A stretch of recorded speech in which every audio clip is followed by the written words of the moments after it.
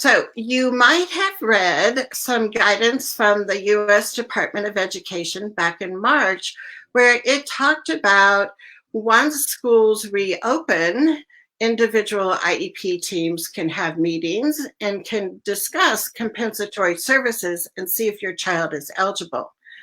Well, when they wrote that guidance in March, they might have been thinking we were going to be back in school this spring, which I don't think is going to happen for many of us. So, does that mean we have to wait until the fall when there's going to be a lot of other IEP meetings going on in order to talk about compensatory services for your child? So, all of this is like really interesting times because we haven't experienced things like this. We're creating some new creative choices for parents and families. And we have a special guest with us today, Keith Peck. He's an attorney that represents families in Hawaii, and just last week filed a federal lawsuit against Hawaii's Department of Education. And the two main issues were students aren't receiving FAPE, that free appropriate public education, now in this distance learning time. Most of them aren't. And also, what about compensatory services? And what about, do we have to have all these individual determinations? Is there another way we can look at this? So Keith is going to be talking to us today. Keith, welcome to our show. And I think for people that haven't heard you speak, if you can kind of take us back to why you wanted to take this proactive stance at this time.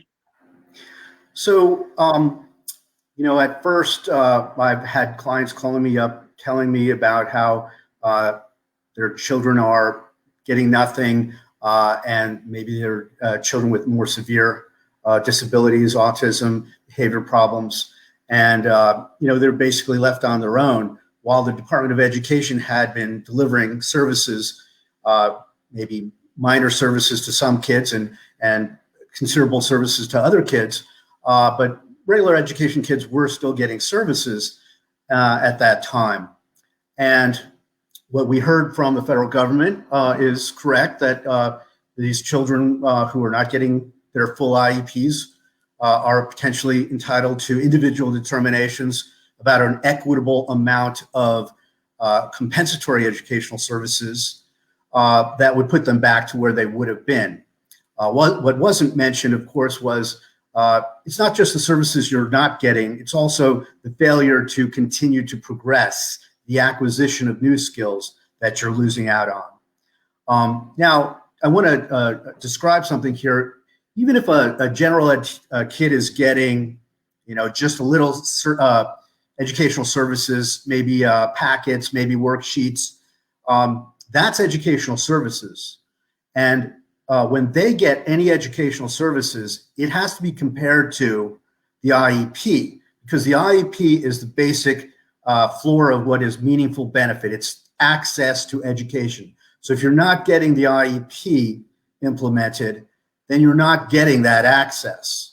And so therefore it's a denial, it's a comparative denial, because those children are getting access, but your children are not, even if they're getting partial IEP implementation. They're not getting the full implementation. There's a denial of FAPE, and there's a remedy available to you.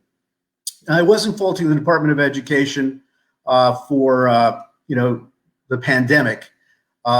They could have possibly done something more at the onset and now they're starting to do something more. But there's still the requirement for compensatory education in most cases. And what I was afraid of is because I know the DOE, have been working in Hawaii for 23 years. It's one school system for the whole state. So about 20,000 kids under the Individuals with Disabilities Education Act, and I'm guessing maybe 10,000 more under Section 504. Probably there should be more under Section 504. But so that's 30,000 IEPs that would have to be held. The superintendent in Hawaii didn't say, well, here's our plan. We're going to hold IEPs in August and September. We're going to get through everybody. She didn't say anything. So what I suspect would happen is the children go back. If there's an annual IEP, they'll in August or September, they'll probably address it in the annual IEP. And if there's not, it might go into November, October, December, January, February before they address this and on an individual basis. And I've been at recently, just a couple of days ago, I was at an IEP meeting over the internet. And, this child with Down syndrome was 5 years behind, and they were assessing whether she was going to get summer programming, ESY. And they said, well, according to our data and our teacher right here, she doesn't regress. And if she does regress, she recoups it very quickly. She's not eligible. That was the whole discussion. They have all the cards. You can't debate it. And if you wait until you're going to have an IEP meeting, then you're going to be at a disadvantage. At least in Hawaii, this is how it works. And so anticipating that problem, I filed this case so that, number one, we wouldn't have to go in. Maybe we could get the Department of Education to settle this case. Why would they want to settle it? They would be alleviated from doing 30,000 meetings. They would be alleviated from having hundreds of disgruntled parents and hundreds of due process hearings and having to pay the attorney's fees for those due process hearings. So what I want is, let's set up parameters. We will start taking this kind of data when the kid gets back. This is the process we're going to follow. We're going to hold those meetings within 2 months. There's going to be a presumption of compensatory educational services if the child is getting a one-on-one or if the child had social behavior. Just let's set up some guidelines so we can have some trust in the process. And it alleviates problems for you. It alleviates expense for you. And it ensures that we're going to not be all cheated and, maybe 1%, 5% of the people go in and fight for their rights because, not everybody would do that. Not everybody understands, like I provide legal services free of charge to my clients, but not everybody knows that to think, oh, we'll have to pay a lawyer. That's going to cost money. Let's just not do it. It's very, burdensome, all this kind of thing they may perceive. So this is what I wanted to head off. Now, a lot of my clients are taking this opportunity to come up with other remedies. Like now they're getting a tutor or tutoring services, or they've bought some online software, they bought some equipment, and that's recompensable as during this period of denial of faith, you had to do something for your child, and this was reasonable. Some are signing up for private programs. As the private programs start to, the contracts are made, and the contracts say, when we're able to provide these services, we will. Now the DOE will be responsible for those private programs. So as an attorney, you have to, tell your clients, the existing clients or people who come to you, look, this is a potential problem. Here's what I see as the problem here. Here's some alternatives. You can bring the case now. I'm bringing cases now for compensatory education. We don't know how much the child's going to lose, but by the time the case gets to hearing, we'll know. And also, we won't be fighting the DOE's data versus our data. The parents will be taking their data, video tapes and everything, and the DOE won't have any evidence whatsoever because the child's not back in school. So we will be able to settle those cases for a reasonable amount of compensatory education. So those are the proactive measures you should take when you see a potential hazard in the future. Exactly.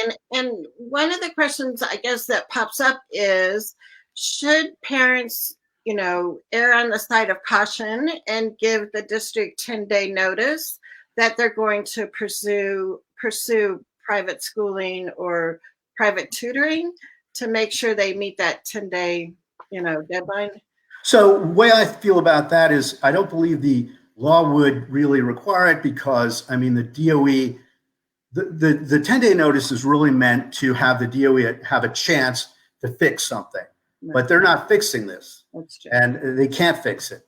Right. So I don't think it's really that applicable. But on the other hand, a hearing officer who may be in favor of the school system anyway, who knows how they're selected, or from what walk of life they come from, which affects, decisions. The hearing officer could use not providing that notice sort of as an equitable issue. And so I do think that you should say, look, my child is in this stressful situation. He's regressed for these reasons. I'm going to do this and seek reimbursement for these expenditures later. Right. So we've had some questions come in. So I want to welcome people and let me read your questions. So Anne Marie says, how do related services factor into e-learning? I'm receiving some teletherapy, but mostly I've been given activities to do. Some of the activities do not relate to her goals, though. Right. So what I think people should be focusing on are the objectives, the short-term objectives. And if you can use the activities to focus on those objectives, given the supports, prompting or whatever, then you do. And if you can't, you should note that I was provided this activity. I couldn't figure out a way to implement the objective with this activity. And you can even use that as an email, to them saying, like, this didn't hit the mark here, and I'm letting you know this. Yeah, and so I think that would be great because that shows, I think, the cooperation from the parents' part, right? That, we're trying what they're sending, but if it's not appropriate, they need to hear that feedback. And or perhaps they're going to be able to say to you, well, how about try this? Right. Try doing this, so. Right. Yeah, because that's the thing. I think, our hope as parents is that our kids are going to do well during this time. I know a certain percentage of the kids are going to regress. I'm hoping there's going to be a certain percentage of kids that this whole different environment is what they needed. And there's possibilities that your kids are going to make progress, right? And so we want to still be, diligent and trying to make this work right now, and not set our kids up for failure. So that communication with staff will be really important. Corey is with us from Alabama, and she says, ESY likely distance learning set up in Alabama. So far distant learning is more enrichment, not true instruction. And what would your thoughts be about that? Well, any help you can get from the Department of Education is appreciated. It's not necessarily going to be that productive, but it could help the child from regressing completely, even if it's just enrichment. I think, you take you look at what they're offering, and if it's helpful, you do it. If not, you try to find a substitute. Again, the IEP team had met. They identified some of the needs of the child in the PLEPs, where the child was at, and then hopefully they identified some short-term objectives. Short-term objectives are meant to break down the skill that the child hasn't acquired into component parts and measure it after short term. You'll be looking at those objectives very carefully now, and perhaps you're going to find this isn't sufficiently descriptive of the component parts that are missing for my child. And you'll have to, assess that for yourself at this point.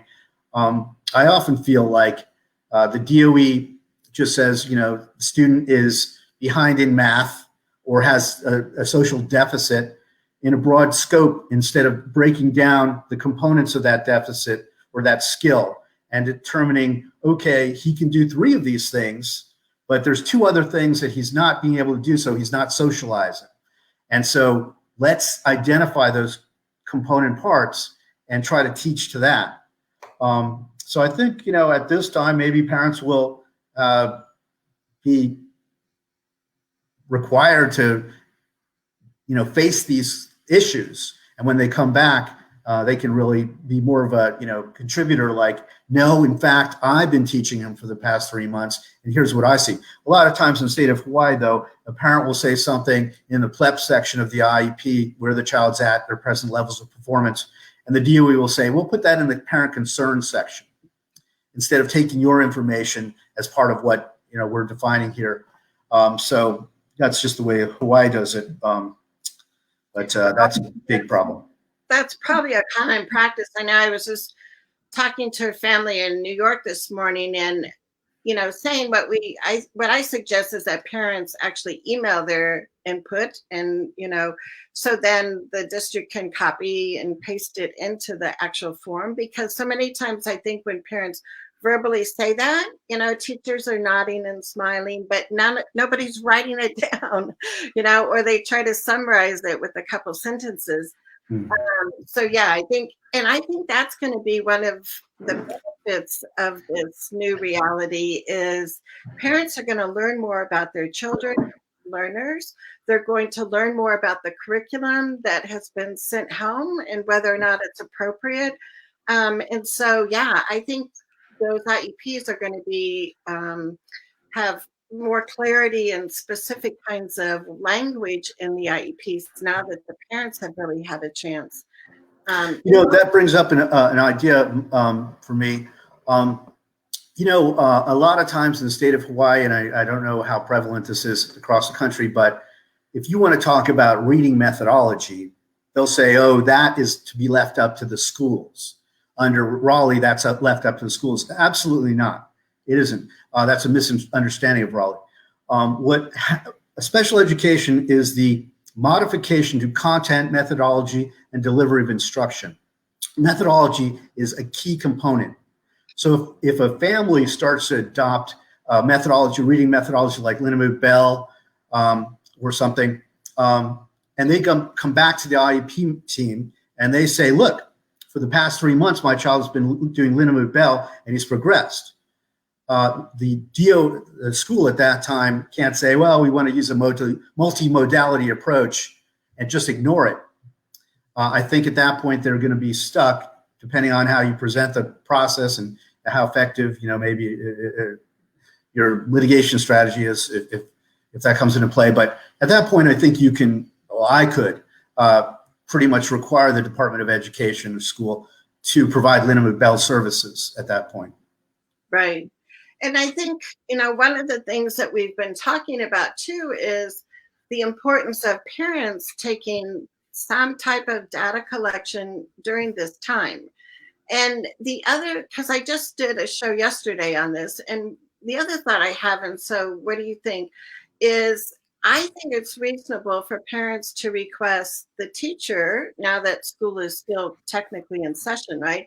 To do some progress monitoring virtually. I mean, I think of kids that, are working on sight vocabulary. The teacher could hold up the card, the kid answers and they track it, or, the child does a paper of addition facts and the teacher grades it or whatever.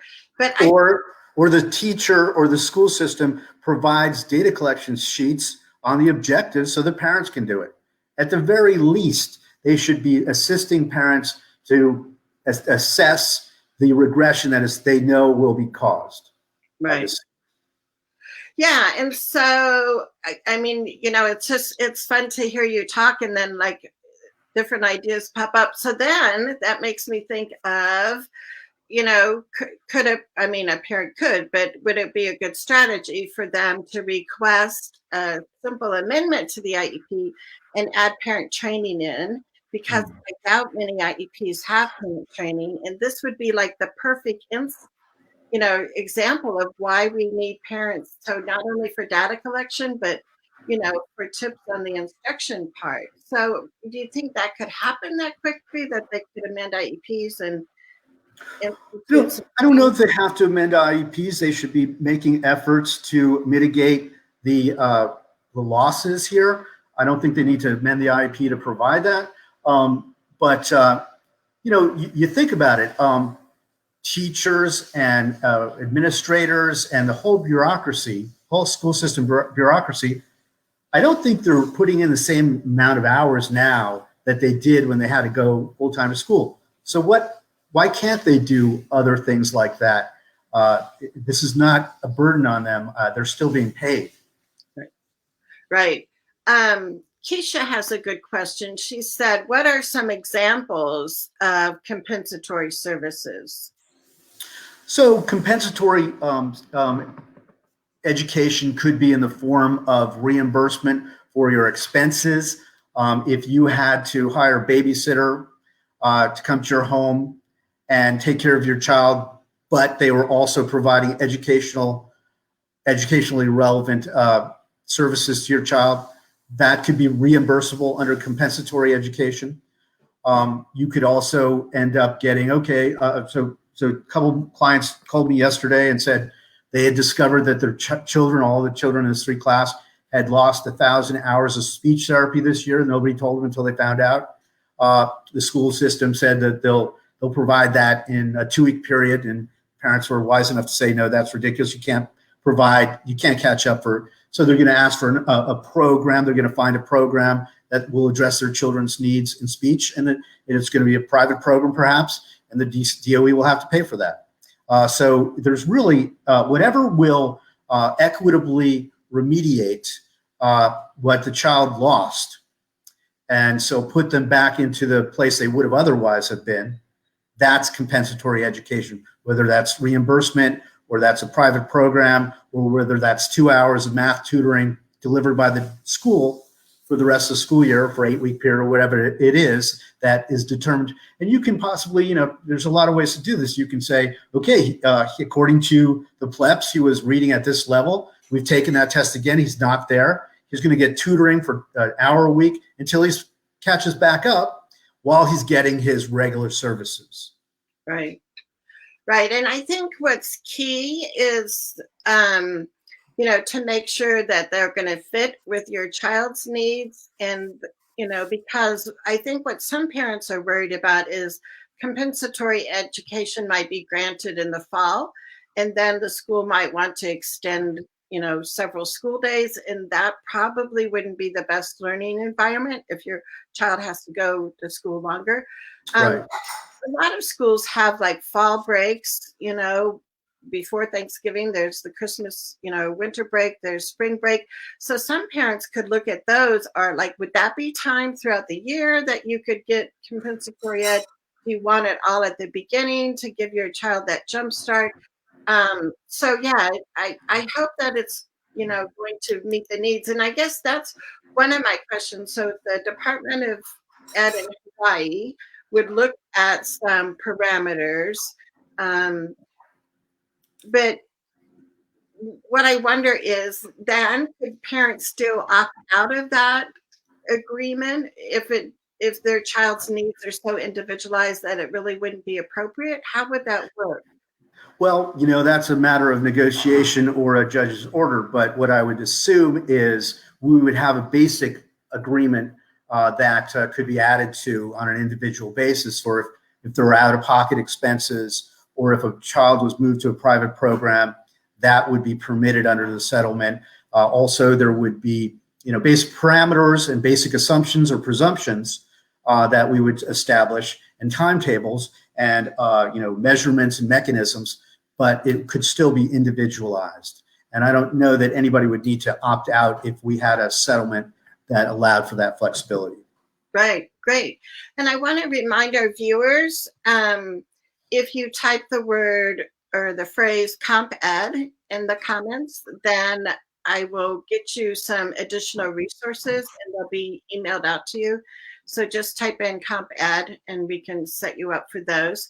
And let me go back here to some other questions. Let me pull them up here. So Corey asked another question. He said, money from the CARES Act to the state. How can parents advocate for money passed to the local to be equitably distributed to positively impact the students? Transparency is a concern. And I'll just add, and then you can add too, Keith, but I just noticed today before coming on that the National Down Syndrome Congress, and I think another organization, just released some information around how parents can impact their State Department of Ed for how this money from the CARES Act is going to be spent. So Corey, I'll make sure that I post that. But Keith, have you heard anything more about how Hawaii or maybe other states are going to be distributing that money, since from that CARES Act 3, it wasn't saying so much as for special ed, it's like all education. Yeah, I do not know. I guess the way I'm intending to influence it is through this lawsuit. and through my cases on an individual basis where they'll have to allocate money to, provide these services. Other than that, I don't know how to advocate to the government. And I don't know how effective it is. Well, I think you might have some ideas from your past life, right? Yeah, no, in my past life, I saw a lot of advocacy that did not stop the Vietnam War, in any quick way. But I do want to mention that, these tools for sort of recording the regression. I think if you have those tools, I would like to put them up on my website. I am trying to develop a form. Today I developed partially a form. I call it a claims form, where you list all of the expenses and all of your evidence. I can file in Hawaii anyway, a complaint using that kind of claims form prior to school coming back in session. And we don't know at this point.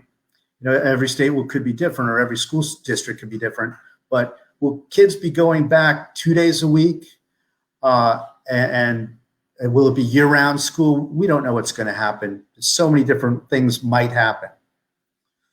Right. Yeah. I mean, the governor of Colorado said the other day schools might not be in session until January. And it was like, what? It's like, so yeah, we can't predict that future. We don't have that crystal ball, but I would be happy to share those, because what I did was I looked at some real simple ways that parents can write down the school assignments that were given, what worked, what didn't work. And then I have some more data collection kind of tips for parents that want that, because some parents don't want to do too much detailed stuff. But so I'm trying to kind of have a range of forms that parents could use, and I'd be happy to send those to you. What I'm really trying to get out is you got to get a baseline. You got to go through the objectives 3 or 4 times, and then videotape you after you and the child get used to it. Then videotape yourself doing those objectives, utilizing some sort of assignment or worksheet or something. Right. And that's your baseline. That's your baseline now, a month after everything has happened or so. Then right before you go back, do it again. Video record yourself doing those objectives with the prompting, with whatever, 4 times out of 5, do it for 5 days. Right. This week. And then right before you go back, do it for 5 days and record the data. And then 3 weeks later, and then 6 weeks later, and then 9 weeks later, you have all the evidence you are going to be able to get at that point.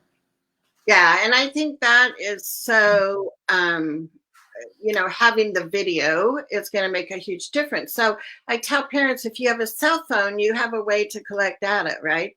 And so I think that's like a really important suggestion. And the other thing we can look at, sometimes when school closed, it was right when third quarter progress reports went out.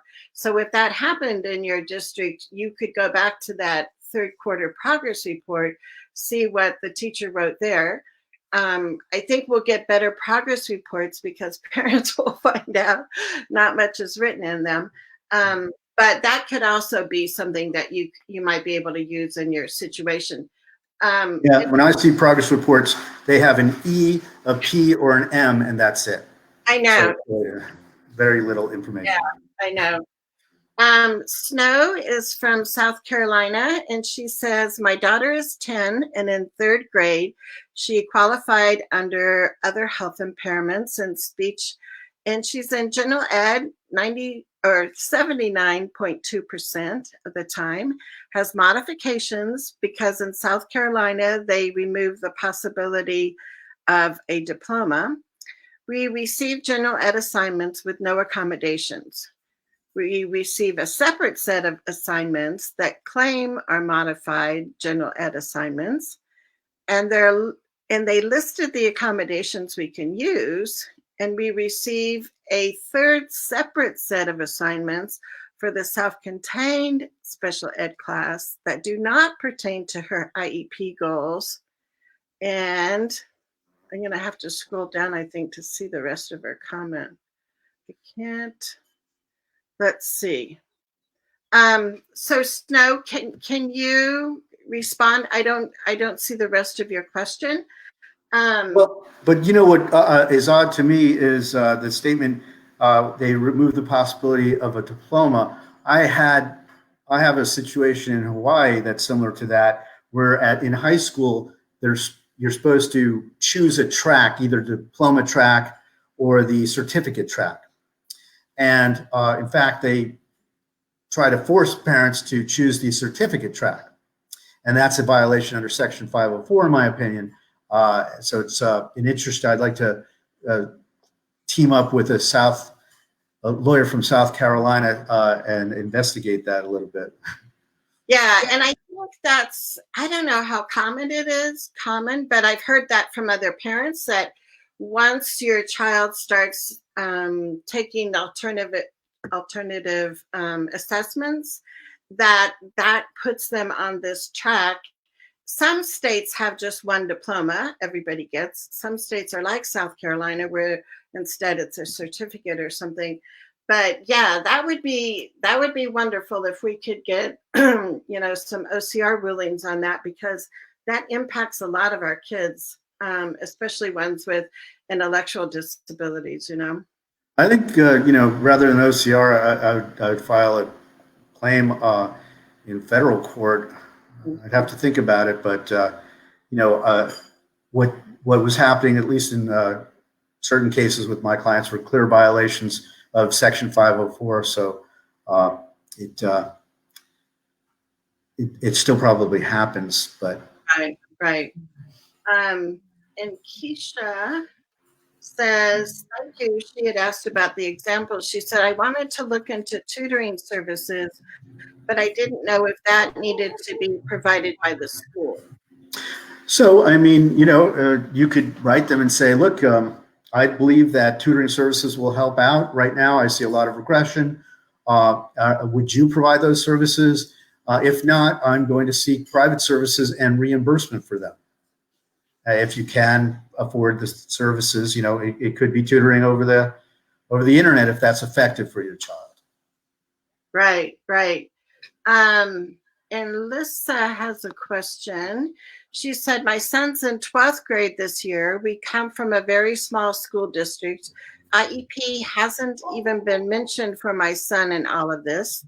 They cut all but 2 of his classes. What was supposedly required to graduate all of a sudden isn't. I'm just confused on how the school can be passing him without him earning those credits. He was working with Voc Rehab for transition services program that is needed for crucial skills, and that's all gone. I see the school passing him no matter what. Well, I mean, the school is allowed to determine child's grades, but they still need to meet his needs under the Individuals with Disabilities Education Act. So that's, I was one in federal court where this child who couldn't, she had a low IQ and she was going to a private school, and they gave her math courses, but the math courses were rudimentary math, maybe functional math. And they decided, well, you passed 4 math courses, so you're graduating now, because they wanted her to graduate instead of having her continue to spend their, taxpayers' money at the private school. And I went to federal court on that, and the judge says, it's up to the DOE to decide who's passed or not. So I think that issue may be outside of the IDEA, but what is not outside of the IDEA is skill acquisition. And the skills should have been, might pass and then graduate. That would be the concern, right? Graduate before he acquires the skills he would have otherwise have attained. So I can't speak on an individual case from another state. I can only kind of reflect on cases that I have. Right. Yeah, and I think, because I know Lisa, she lives in Idaho, and the state board of education had said that there's this, different requirements, and so they've decided to waive those for students that are in their senior year. A Yeah. lot of districts have said whatever your grades were on March 13th are going to be your grades, unless you want to try to, increase them, but they won't be lower. But I think your point is good. It's like, yeah, but still, my son should be getting some, special designed instruction here. And it's I think in the Ninth Circuit, you can, you might be able to, I'm not sure, even after a child graduates, that you can make a COMPED claim for what wasn't done, even after they graduate. So I'm not 100% sure about that. That's a potential to look into with a local attorney. And I hope, I mean, most of these remedies are complex enough, or it's difficult enough to do these things, that you really do need an attorney to help you. And, I provide services, my legal services free of charge to my clients. I get paid from the DOE if you settle or I win, but I'm not sure how prevalent that is around the country. right. And for us in Idaho, there's not too many special ed attorneys. So, I mean, that even decreases our chances for, getting legal help for parents. So I know in some areas, especially in rural, areas in different states, that can happen. I was going to look through and see if we had any other comments. So if you guys have questions, put them in. And so time-wise, I know it's hard to predict, Keith, but what would you see as some of the next steps after you filed this lawsuit? Then what would the process be? I'll file a motion for summary judgment. They'll file a motion to dismiss. The judge will get to decide if the case survives that, or if I win on summary judgment, which I should. Then we'll enter negotiations, and the DOE will be all the more. This is really what I call a cooperative class action, because it's giving the defendant what they need, and the plaintiff, it's sort of protecting the plaintiff's rights at the same time. And I mean, you couldn't do this if they weren't sued in a class form, because you are required to make individual determinations. With this class action, they can sort of alleviate most of the burden that the law puts on them, because they're making a settlement with every member who has a right. And I know in Hawaii it's easy because it's one statewide school system, and other places it's nearly impossible.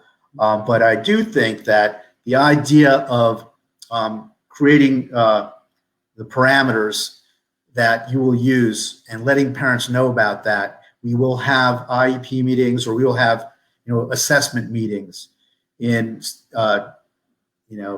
August, September, and November if we can. And here's what we'll be looking at. Here's the data we'd like you to collect. I mean, we're supposed to be cooperating, and they're not the government. I mean, they're really working for us. We're paying their salaries. I don't think it's appropriate for them to be dictating, just leave it to us. We'll get around to it. We're not even going to talk to you about how this is going to happen. That's Right. inappropriate. And I guess, depending on your state, I'm wondering if, there's for parents who have put into what those parameters are. I know every state has to have, a special ed state advisory committee, if that would be the mechanism. But so parents could be looking, and, if they have allies in the Department of Ed in their state, having conversations with them. Because like I said, I think being proactive, reducing the amount of individual cases that they're going to have to do in the fall or throughout the year, like you said, those are all benefits that the Department of Ed can see. And then if you look at, the benefits for parents, being able to know ahead of time what the parameters are, so you can, strategize and make sure you have documentation. Would there be any potential, downsides to this for parents and families? To the class action, I don't think so. It may not come to fruition. We may not certify a class in time for anything to happen, but at least it's getting the word out that it's important to create that baseline. It's getting the word out that your government is not functioning efficiently here, where they're not helping you. First, not giving you any services, and then not helping you to try to assess the loss and not telling you expectations and how they're going to measure it. They're just saying, we'll hold individual determinations at some point in the future. This is not the way government should be working. Right. And we have a viewer from California, and he says, in California districts, they graduate students with diplomas. They don't have to keep students under their charge no more, even though I think students are not ready or college ready. Yeah, I mean, that's a big problem in Hawaii. They want to graduate these kids so they don't have to keep them around anymore. And, what should be happening and what I advocate is if a child is not able to graduate ever or is not ready to graduate, it may be that they don't have to continue in school 5 and 6 years of high school, but the environment in the IEP should reflect a different situation. So, for instance, there's a kid that's been going to a private school for about 10, 11 years. And at this point, he's got 2 or 3 more years left before he ages out. And I have told the private school, well, what you should be doing now is putting him in a situation where he's going to be for the rest of his life. I mean, put him into an apartment, a situation, have him do the things and live the life that he's going to be living from now on. You don't need to keep on sending that kid back to high school. So yes, it should be individualized. And I know there's that tendency for the school system to say, like they did for that child who was performing math at the 2nd grade level. Well, she took 4 math courses, so she graduates. Right. That's pretty bad. Yeah, and I know in our situation, our son who has Down syndrome wanted to go to college. So his transition plan was the district would provide transportation for him to audit classes. And that's what he did, because it was like, you don't go back to high school after you graduate, So yeah, there you can customize that. Snow from South Carolina clarified her question here. So she said, none of the special ed services and different assignments help with access to general ed. And so we have many tutoring, therapies, and Linda Moo Bell services we are paying for to make up the difference.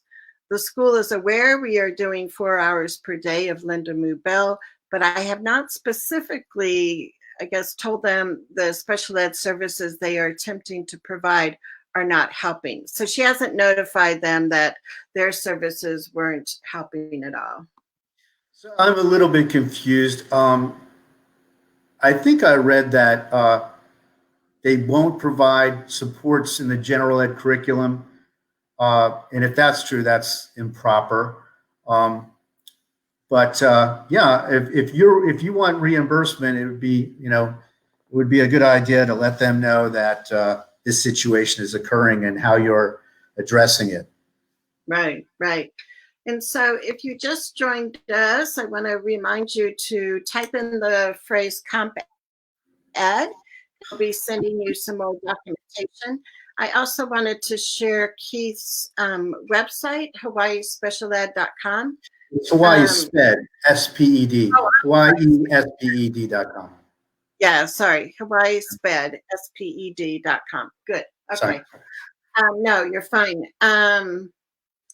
And do you have, I was asking you before we started, I know Keith has been interviewed by a couple advocate friends of mine earlier. And so one of the things I wanted to know, Keith, if there was any question that people haven't been asking you, or, it's something that you want to make sure that parents understand. Well, there are a couple of things. One, I think we did talk about this, so, but I think a baseline needs to be established, and I think the baseline is to follow the objectives, the short-term objectives, as carefully as you can, and demonstrate that you're, performing these objectives in a fair manner with the prompting. If it says in 4 out of 5 trials, then do all of these objectives for a week. Take a video of it so you can establish, well, after a month, this is where my child was. That's the baseline. And then right before you go back to school, do it again. And then 3 weeks later, and then 3 weeks later, and then 3 weeks later, so that you can show, okay, not a real baseline because I didn't take it originally, but after a month, this is where my child was. And it took him this long to recoup. And therefore, we can, reason from that point of view. I think that's important. Data sheets, on those baselines, to record the trials and how we did, and keep that evidence, and that's what you use to fight for appropriate compensatory education. That is, I think, very important, and that's something I want to get out to everybody in Hawaii. And it's complicated. I tried to write a guide on this, and I was thinking, this is so complicated already. I'm trying to make a form, and you see at my website, it says COVID kits. Well, I haven't put that form in there yet because I'm still developing it, but I have placed a form in there that will allow people to is called a complaint form or a claims form I'm making for people in Hawaii so that they can submit their own claim if necessary, or through me to the hearing division, so that you have a resolution within 15 days. Probably they'd rather resolve it, especially if you file it soon. Before your child goes back, you'll have the claim come up for hearing before your child will be back in school. So the DOE school system will not have any evidence to refute your claims. So right. Pretty much we're going to have to settle it. That's the way I'm envisioning it happening here, and I hope that other attorneys will call me in other states to figure out what they can do to help people in their jurisdictions. Oh, thank you so much, because yes, I think these are the kinds of things that we need to all be collaborating on and looking outside of that box, because this is the time for us to kind of refigure some things and to take advantage of the months that we have before the fall school year starts. So thank you so much for being with us, Keith. So if parents want to have updates on how things are going with the lawsuit, would they just go to your website? Is that the best place to see any updates? Or I guess it will be once things start to happen. I'll put it up on there, but it will the Rule 16 conference is in June, and that's when you decide the phases of litigation, what you need to do. Ahead of that, I'll probably file a motion for summary judgment before that time. They'll file a motion to dismiss, but it won't be heard for a while, I suspect.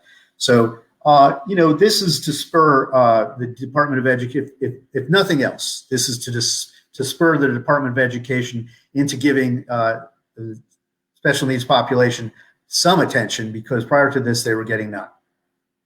Right. All right. Well, thank you to Keith, and thank you to our viewers. I know that the replay will stay up on this Facebook page, so invite your friends if they weren't here with us live to watch the replay.